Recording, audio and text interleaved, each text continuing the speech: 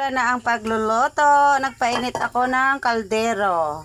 Tapos, ilagay ko na yung 5 pisong mantika. O, diba? 5 piso isang gisahan. Pagkainit, guys, ng mantika, isun ko na yung bawang at saka luya. O, konti lang yung luya at saka bawang. Kasi ang mahal, guys. Halo-haloin hanggang sa mag-brown. Mausok kasi medyo basa yung kahoy namin, guys.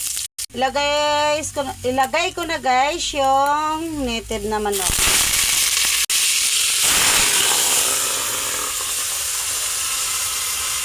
Ito na guys, nalagay ko na lahat na.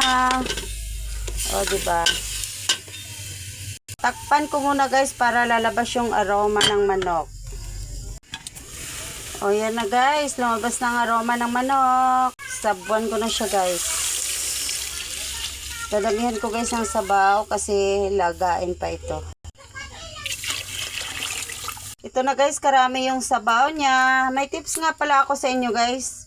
Kung matanda na yung karne na nilalagay nyo, lagyan nyo lang ng tinidor. Mabisa to guys. Mabilis lumambot yung karne. Lalo na pag wala kayong pressure cooker. Ito yung gawin nyo guys. O, hintayin ko na lang guys maluto. Thanks for watching. Bye-bye.